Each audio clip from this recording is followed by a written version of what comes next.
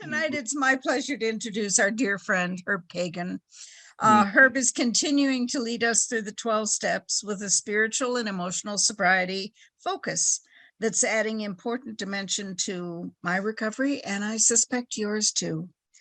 He's going to continue exploring step 11 with us today, looking at and sharing his thoughts about contemplation or directed loving.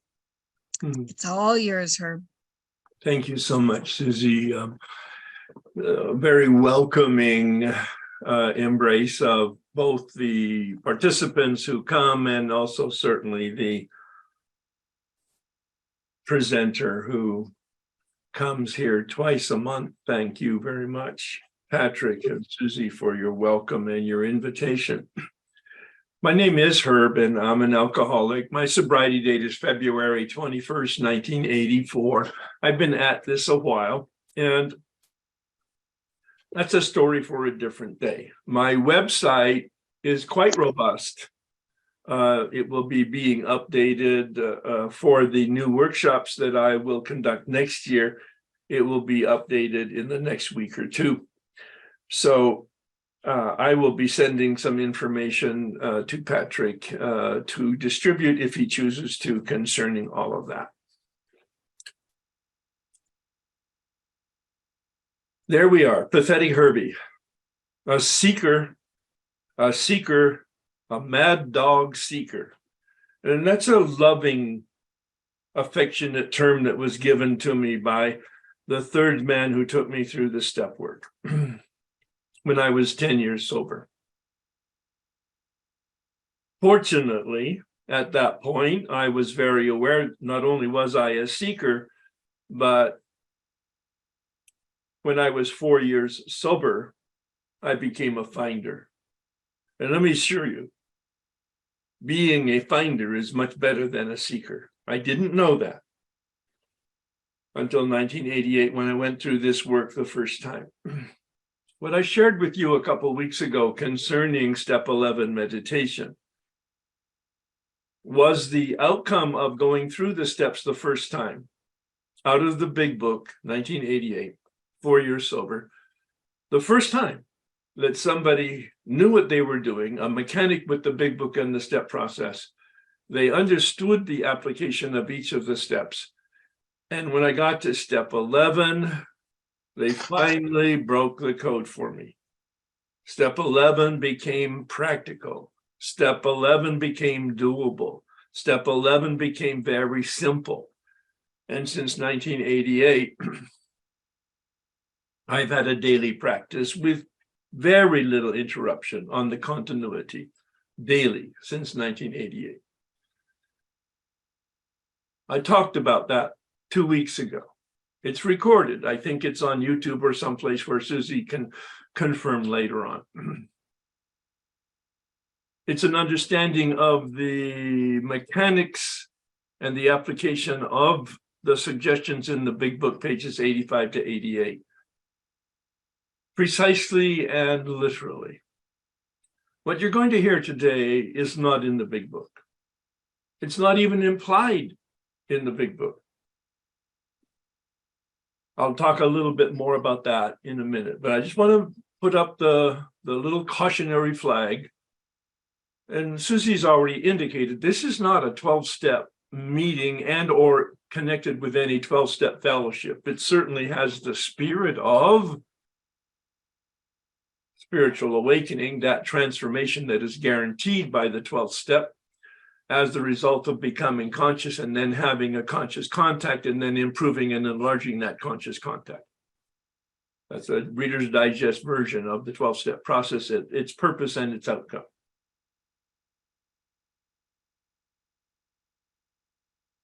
When we do those first 9 steps, we enter the world of the spirit. That's a quote, page 84. From the big book. At the end of the 9th step, after they list the promises, which are a wonderful contrast to the bedevilments on page 52, an insight given to me by Dan Sherman. You can match up the bedevilments on page 52 with the promises on pages 83 and 84. It's a fabulous insight.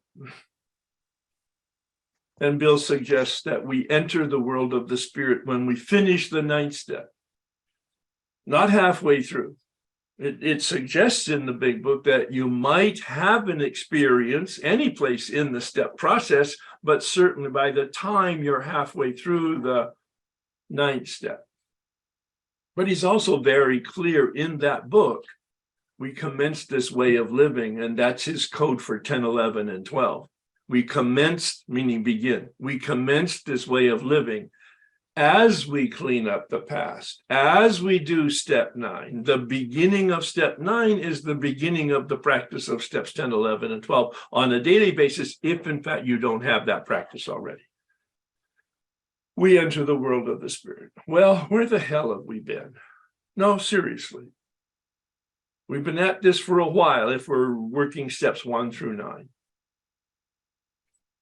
And now Bill says we enter the world of this. Oh, we've been in the world of self, steps 1 through 9. And we've done these first 9 steps so that we understand the problem of the body, the problem of the mind, the problem of the will. And we also understand the solution to the body, mind, and will. This is my model. It's the big book's model, quite frankly, of the human being. A body which has an allergy and a craving, a mind that has an obsession and delusion, a will that has self-centeredness as its spiritual malady, unmanageability. Powerless over our addiction. Powerless over managing our lives. I mean, it's so dark. Step 1 is so dark. The light begins to appear as an invitation to make a choice of my free will in step 2. God is or God isn't. And a decision in step 3 to choose a relationship, to turn, my word, to turn to be in alignment with reality. As I mentioned, the big book suggests on page 84 that we will have recovered. Now, it doesn't use that term, but it says we are placed in a position of neutrality. I'm a big book literalist and fundamentalist. I read the black print and I try to understand what Bill meant by it. Literally, I use dictionaries. I use dictionaries from 1900 and 1935, 1939 when he wrote the big book. What did he mean by these words? That word recovered is so important. He put it in the title page. The second title page. The first title page only has Alcoholics Anonymous on it, the name of the book. The second title page has lots more information. How many thousands of men and women have recovered? Past tense. You see, if I'm not into my addiction, I don't have the allergy and the craving. If I'm not thinking about and attracted to my addiction, I am invulnerable to the obsession and the delusion. Protected. I use the term a protected shield. The effective relationship with power. The antidote to powerlessness given to us. That we are delivered to it by the time we get through the 9th step. And so Bill uses the term recovered consistently through the big book. But we're not cured. We have a daily reprieve. The best kept secret in the rooms. What does not cured mean? Of our addiction? No, it has my interpretation. No connection to our addiction. It has a connection to unmanageability, our spiritual malady. This is a very important preface to step 11.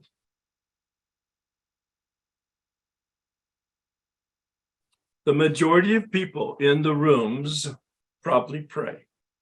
The majority of the people in the rooms probably do not meditate on a consistent basis. Why is that? Well, I was a monk for 7 years. Yep.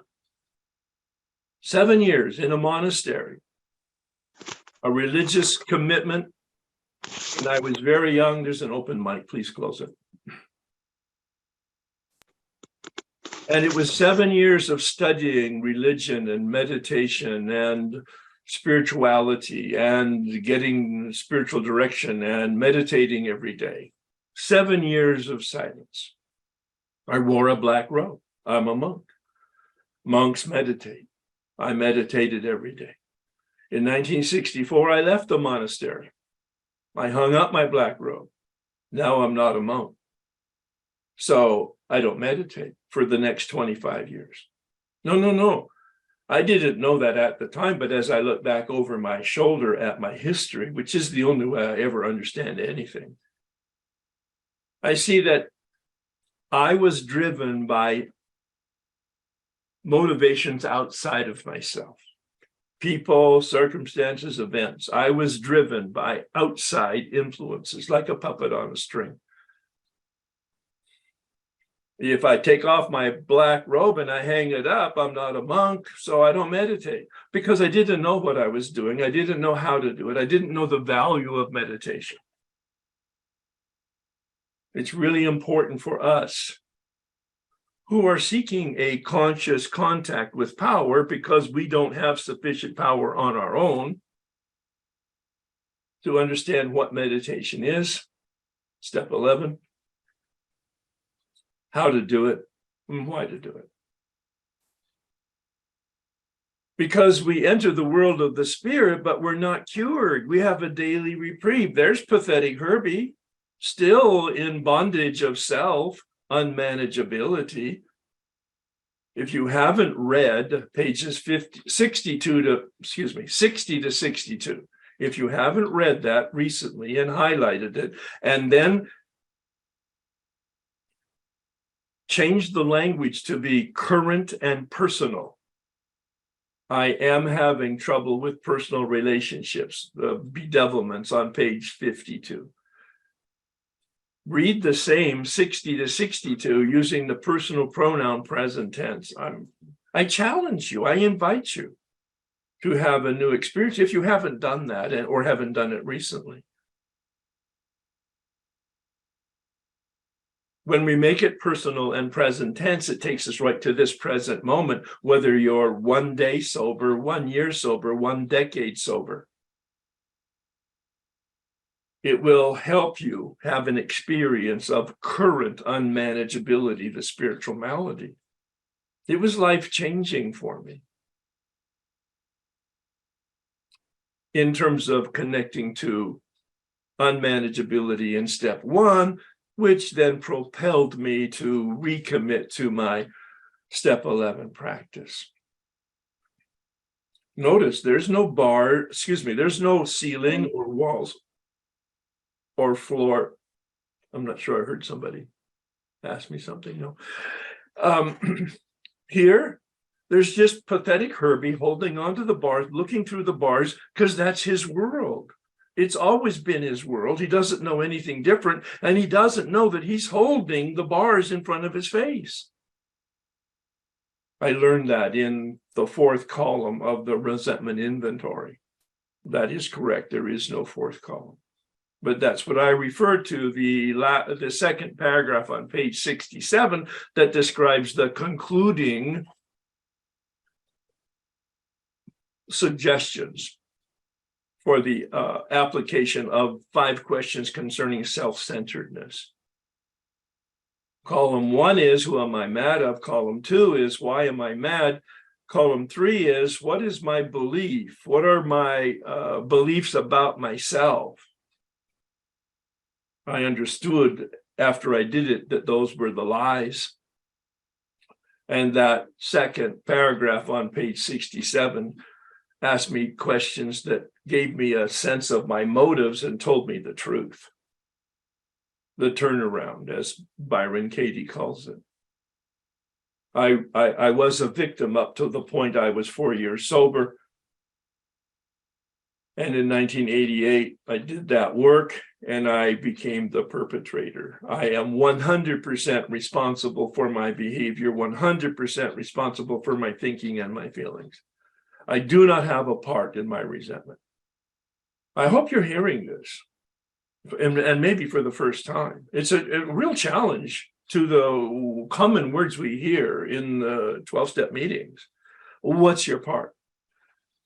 And we attempt to explain our part. Well, you don't have a part. I don't have a part.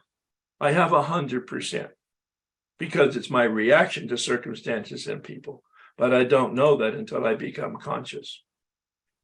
I become conscious when I finish the first 9 steps. And Bill says we commenced this way of life as we cleaned up the past.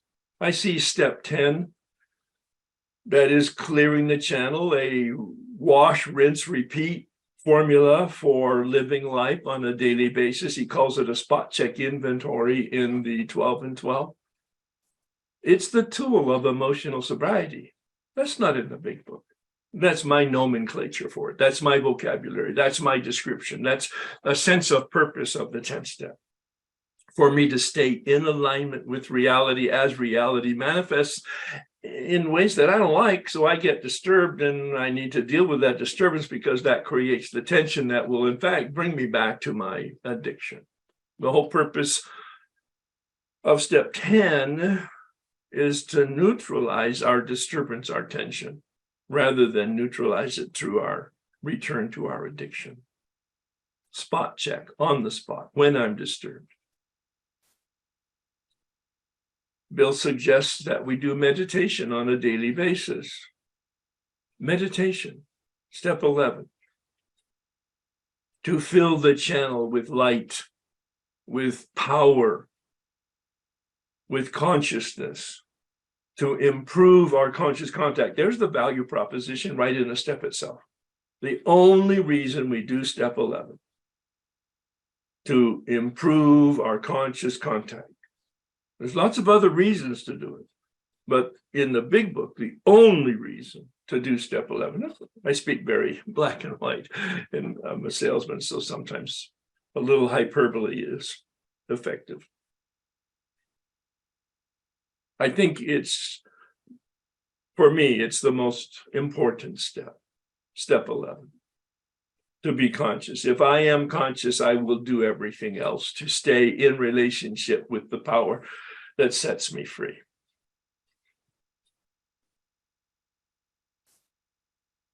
Step 12, to empty the channel. It distributes itself organically. Sure, we can have the intention of being helpful, and that's really important. Those are the lenses through which I look at life. How can I be helpful? I'll cover that in 2 sessions in step 12 in December. The first session on sponsorship, carrying the message, and the second session on principles in all our affairs. But today I want to conclude my step 11 discussion with something that's not contained in the big book in step 11, but it's absolutely my experience. Our way of life, Bill says we grow in understanding and effectiveness. We improve our conscious contact in step 11. We enlarge our compassion in step 12. I see these as spiritual coin, having 2 sides.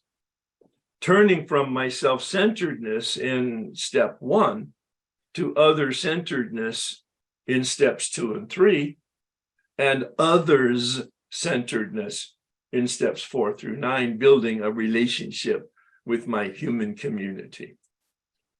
I call it spiritual sobriety. It's not in the big book. It's my vocabulary. Whereas I see step 10 as emotional sobriety, I see steps 11 and 12 as a spiritual sobriety, the final development of my own human spirit. I see spiritual sobriety having two parts, as I just mentioned.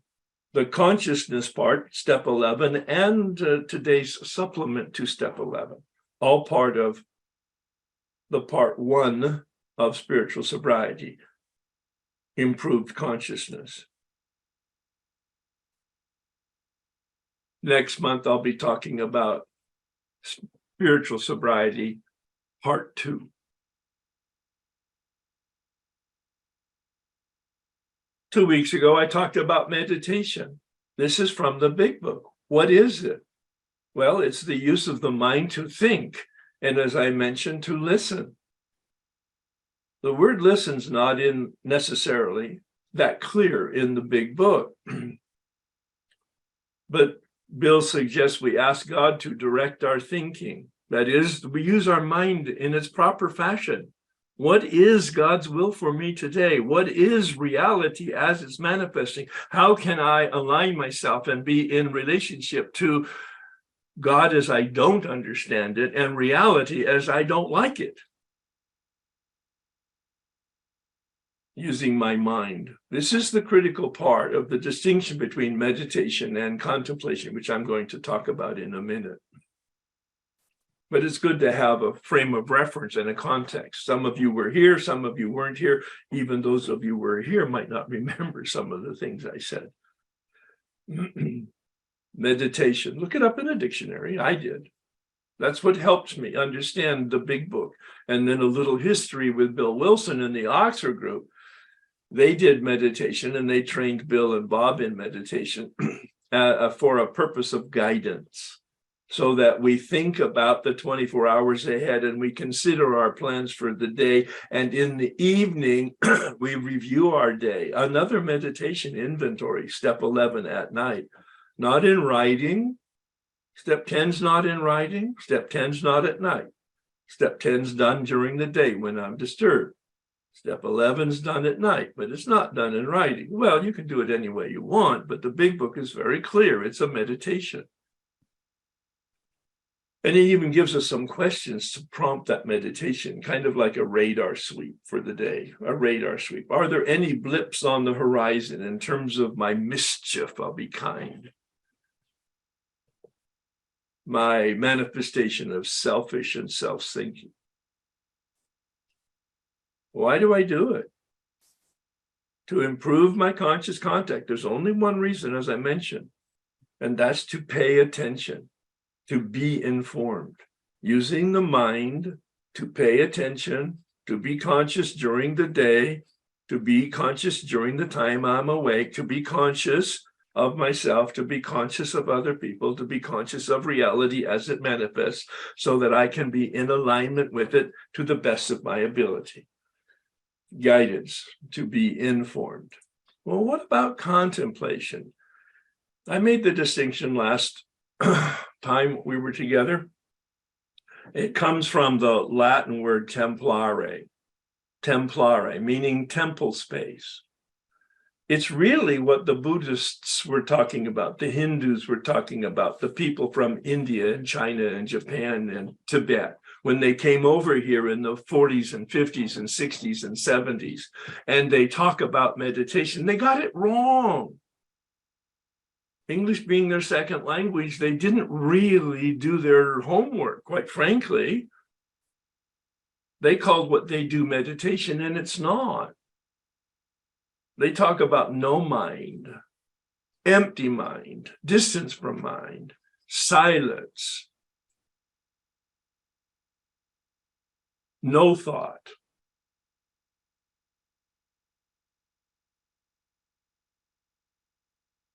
That's contemplation. Sitting in the temple space, in the presence of the divine, templare, the temple space, the synagogue, the chapel, the cathedral, the mosque, the cave, the room, wherever you are, and you're sitting quietly in the presence of whatever it is you've made up that is available to you, steps 2 and 3, it's your choice.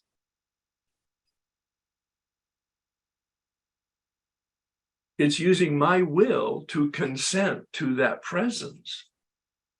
If you paid attention to me just a minute ago, I said the meditation is using the mind to think. But contemplation is not using the mind.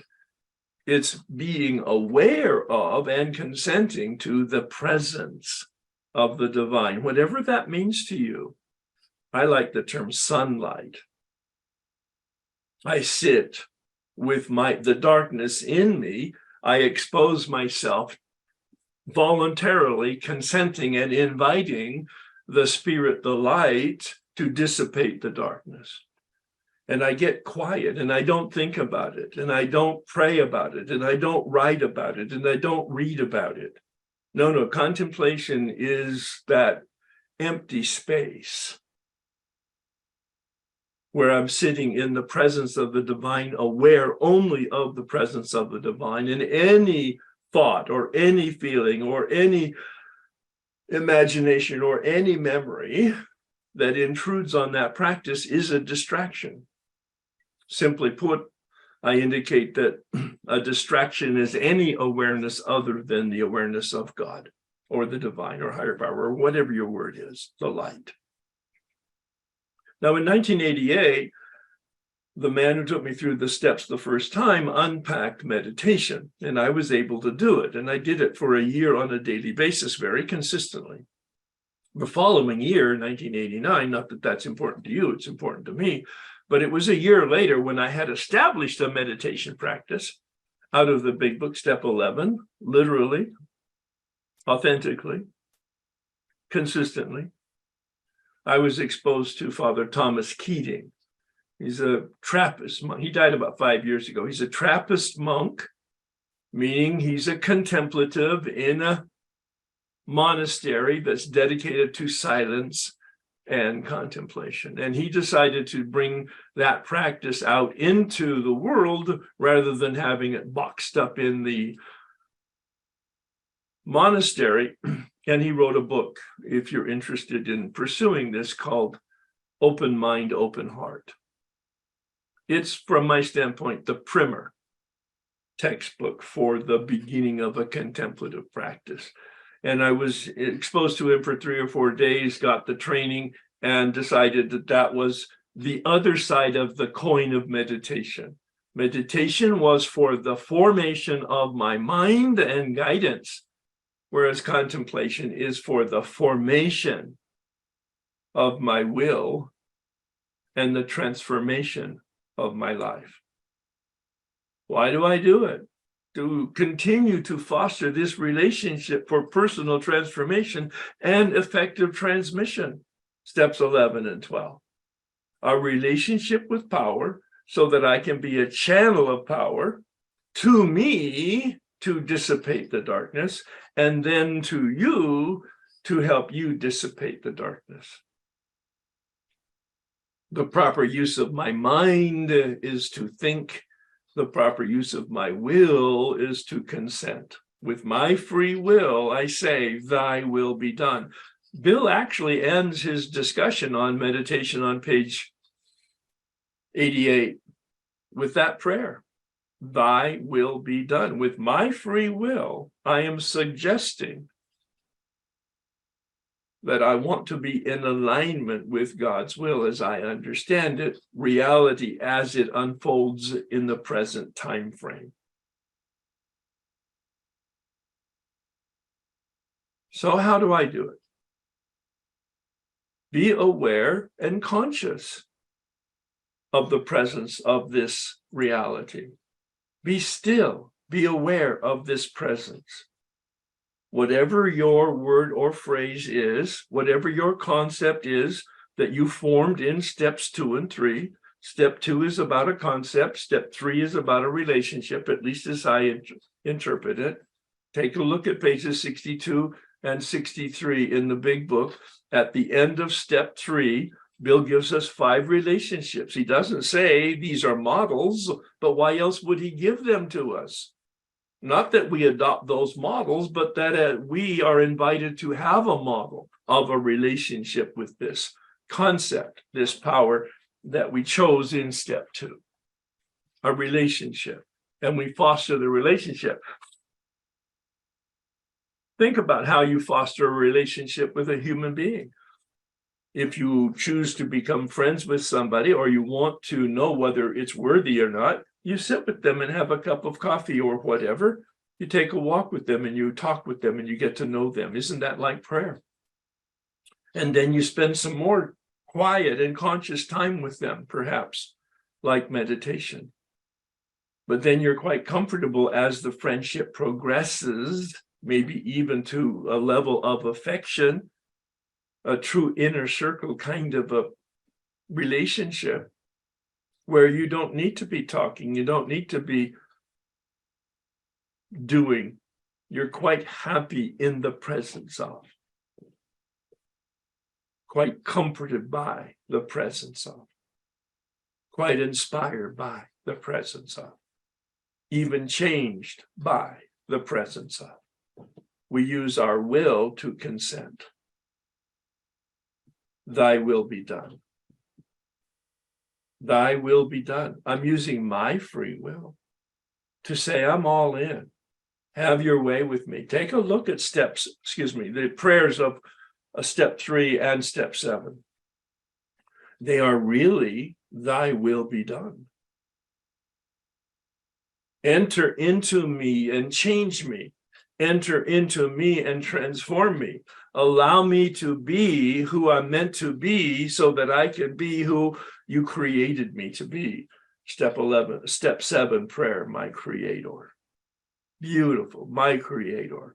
I end my quiet time in the morning with that prayer because at the very last line says, as I go out from here to do your bidding. My creator, I need to be changed. I can't do it. I can't do it. That's what step 7's all about. I see the mischief. I see the clouds. I see the darkness in me. I don't want to be like that.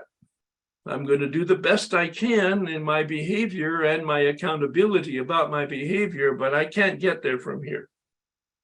Deliver me. Deliver me to a place that I don't even know exists. That's the benefit of the set-aside prayer that we start our time with here in this group. I recommend some form of set-aside prayer.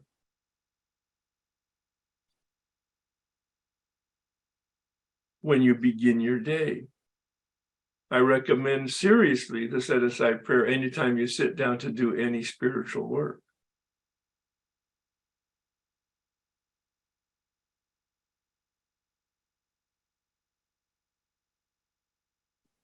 To have an open mind and an open heart, to be taken to a place that we don't even know exists. Oh, it sounds very woo-woo, crystals and new agey. It's not. It's very serious human development. And it's absolutely my experience when I look back over my shoulder. Spiritual math. 1 + 1 in regular math equals 2. We all understand that. But in spiritual math, in the process of steps 1 through 9, the math is 1 + 1 = 5. Because I'm taken to a place that I can't get to, and yet here I am delivered to it. Disproportionate to my contribution to the process. A spiritual awakening. Delivered. Bill used that term in a talk that I heard about 2 years ago on tape. He said, in the hospital, when I had finished those steps and agreed with Evie to do the amends when I got out of the hospital, on my 3rd day of hospitalization, I was delivered.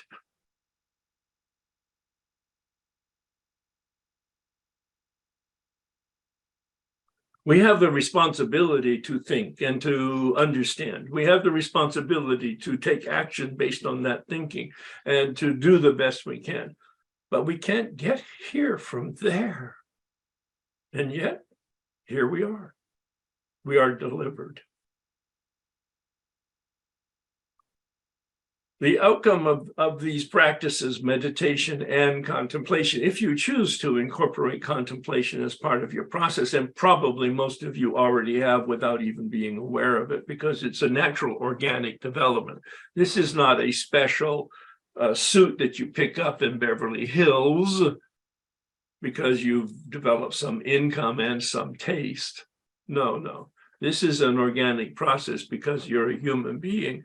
And once you begin developing your consciousness through prayer, that's what we begin with. That very basic form of communication, of talking to somebody. Prayer is when we're having this quiet conversation with fill in the blank. That's your invitation, steps 2 and 3, fill in the blank. What's your concept? What's your belief? What do you want? What do you need? And then the real trick is to act as if it's true. Steps 2 and 3 might feel like a fairy tale. It's okay. Act as if it's true. You've heard it in the meetings. You've heard it from real good sponsorship. Act as if. It's now good science, by the way. We don't change when we know something. We don't change when we feel something. Our behavior changes when we change our behavior. And then we change our knowledge. And with our changed behavior, we changed our feelings. It's completely reverse. We've known it spiritually for thousands of years. What we know is important, but it's not life-changing. What we feel is important, but it's not life-changing. What we do is life-changing. Now we know that what we do changes our mind, changes our knowledge, changes our feelings, changes our emotions, changes our biology. Our brain changes when we take contrary actions, when we take actions that we have a habit of not doing. Step 11 delivers us to a consciousness, a practice of awareness of the presence. And healing is a word in the big book, but it's not an emphasized word, but it certainly is the outcome that most of us have experienced if we finish the 9th step. Yes, you can finish the 9th step. You hear it in the rooms. You'll never finish your 9th step. It's a life process. No, that's ignorance. I'm sorry. Meaning they just don't know. I'm not being diminishing of their spirituality and or their knowledge at all. I'm just saying it's wrong. You can finish your 9th step. It might take some creativity. It might take some special direction. It might take some special effort, but you can finish your 9th step. I recommend that people finish their 9th step within a year or 2 of them finishing the 8th step process. Finishing the 9th step in some way. People that you can't find, people that you shouldn't find, people that are dead. You can, in fact, heal that brokenness. And when we do this work of healing and awareness, our self-esteem improves. You've heard it in the rooms, and it's just absolutely really good science now. If you want self-esteem, do esteemable things. Well, that's what the end of step 9 invites us to. Enter the world of the spirit, correcting harms on a daily basis, meditating twice a day, morning and evening, and living by principles of spirituality or universal human principles, however you want to say it. More about that next month. It puts us in harmony with reality. It puts us in harmony with ourselves. It puts us in harmony with other people. This consciousness allows us to, in fact, improve our listening skills. You've been in meetings. You've been in conversations where everybody's talking and nobody's listening. Oh, those are fun too. But when you can deeply listen, not just to the words, but the shadows under the words, that somebody's attempting to communicate to you because they're hurting and or because they're inspired. Either way, we can listen deeply to them, which develops a sense of compassion. Oh, they're just like me. That was a major discovery for me. It's not one up, it's not one down. It's right across the aisle. Everybody's just human, trying to survive and trying to satisfy their needs and their lives and have a sense of belonging, a sense of alignment with reality. My term is not in the big book. It's my step 3 term, alignment.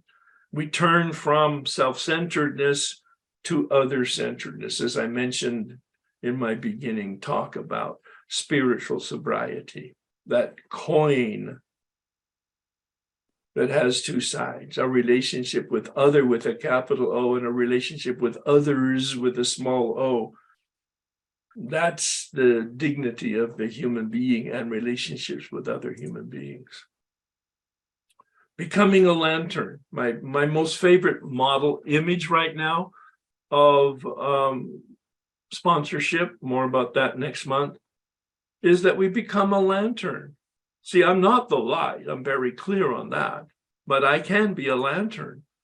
I'm responsible for the effort, not the results in my consciousness practice. That was huge. It gave me relief from trying to become a spiritual person or trying to become a good meditator. Heschel, a Jewish spiritual master, we don't meditate in order to become good meditators. We meditate to become conscious. We meditate to have a relationship with consciousness itself.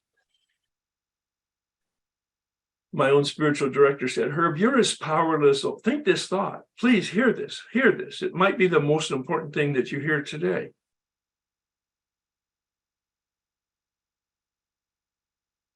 You're as powerless over your spiritual life as you are over your addiction, having no power at all. You're as powerless over your meditation practice as you are over your addiction, having no power at all. Sit in the presence of power, humbled by your powerlessness.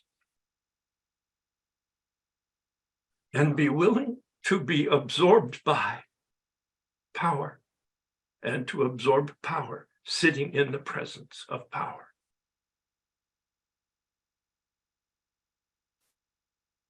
It's a journey, not a destination. He said it's like sitting in the sunshine to get a tan. There's no work involved, but you're volunteering to be tanned by sitting in the sunlight. In contemplation, you're volunteering to be changed because you're going to absorb and be absorbed by the light, the power. A process, not a task. An experience, not an event. Be careful here. It's not about feelings and it's not about thought. It's about awareness. That strange liminal space, that corridor space in between rooms. Of course, this is about believing that what we're talking about is based in reality, and then acting as if what we're believing is true. And then looking back over our shoulder to see the evidence. The evidence will be in our behavior. We will change and we will be changed. In the Maslow hierarchy of needs, he uses the term self-realization. We become real. We become our true self. Because we've got nothing to defend. We don't need the false self any longer. Intentional consciousness. This is a proverb. I've dropped a couple phrases from it or words. But this is about me. Step 11 is about my improved conscious contact. Be still and know that I am receiving the light, diminishing the darkness, consciously fostering improved consciousness, the improved light in me. Who's coming to save me? There was a psychologist in West Los Angeles that had over his archway to his office, "No one is coming. Who is coming to save me? Nobody's coming. Oh my God. I am the one I am waiting for." That's the signal of the first 9 steps. I am the one I am waiting for. Nobody can do this for me. Although, as I mentioned, the outcome will be disproportionately larger than my contribution to it. That's the definition from my standpoint of a spiritual awakening. But I am the one that has to take the action. I am the one that has to do the work. I am the one that has to do the writing. I am the one that has to open myself up to my own darkness, to allow others to see the darkness so that the darkness can be dissipated and disappear and minimized by the light that's coming in. Becoming a lantern. This is a practice. You heard the term practice makes perfect. Please lose it. Bill saw it on page 60 at the end of the 12 steps. He said, progress, not perfection. Practice makes progress. We practice prayer and we get better at that level of communication and intimacy. We practice consciousness in our meditation and we get better as we practice. We practice presence in our contemplative practice. If in fact you choose to include that as a conscious effort on your part. I see all 3 as the practice of improving my conscious contact. I start with prayer, the set-aside prayer and the 3rd step prayer. I go into my meditation practice. This isn't a timed thing. This is a spontaneous thing at this point. I've been doing it for a long time. And I get guidance for the day, and I look at yesterday to see what I can improve today or what I might need to make amends for. But the majority of my time in the morning is spent in the contemplative practice, in the presence of. Now, it weaves back and forth in some unknown fashion. I try to be present to the presence. But of course, I get distracted by my grocery list. I get distracted by the anticipated activities of the day. I get distracted by some potential fears that might come up or some potential resentment that might come up from yesterday or from 40 years ago. And I do the best I can, knowing that it's good enough. It's good enough. It's good enough. When I used to have a timer, the timer would tell me when I was done. That way I'm not distracted by looking at my watch or clock or phone. The timer told me when I was done. If I start with a minute, the timer tells me when the minute is up. I allow that to grow to 5 minutes to 10 minutes. I had a standard practice based on some recommendations from traditional spiritual leaders of 20 minutes. Today, it's probably 30 to 45 minutes. I'm retired, and that's my priority in the morning, is to have a solid, quiet, informative, and transformative sit. And sometimes I feel that it was, and sometimes I feel that it wasn't, that it was in fact just a waste of time. And I don't allow myself to be managed by my feelings. My conclusion is what my spiritual director had said. It's always good enough. There's only 2 mistakes that you can make in your consciousness practice: not show up and leave early. I love it to keep it that simple. There's only 2 mistakes that you can make: not show up and leave early. We practice, and he says we practice our practice. All people on a spiritual path have a practice, and we practice our practice. And we're faithful to our practice. And when we're faithful to our practice is faithful to us. He said, if you really want to know if your practice is effective, after 90 days of consecutive practice, ask your partner how you're treating her or him. Pay attention to how you're driving on the freeway. Pay attention to how you're interacting with retail personnel in a store or at the airline. Your behavior will tell you,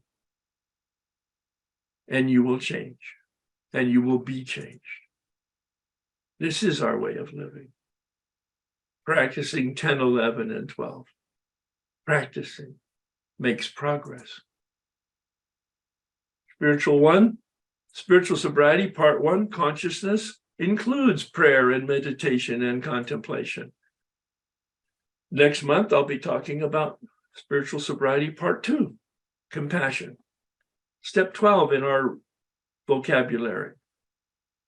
I'll focus a little bit on spiritual awakening, but mostly on carrying the message in our first get together, the second Monday of December, and then practicing principles in the fourth Monday of the month. All right, so this is the prayer, which is a adaptation of the 7-step prayer, and it's a work in progress right now. I keep changing it. My current word phrase for God as I don't understand it is creative consciousness. I now invite you to have all of me, healthy and unhealthy. I pray that you now transform every single inclination and behavior that stands in the way of my usefulness to you and my helpfulness to others. Grant me consciousness and compassion as I go out from here to live in alignment with universal principles of reality. Amen.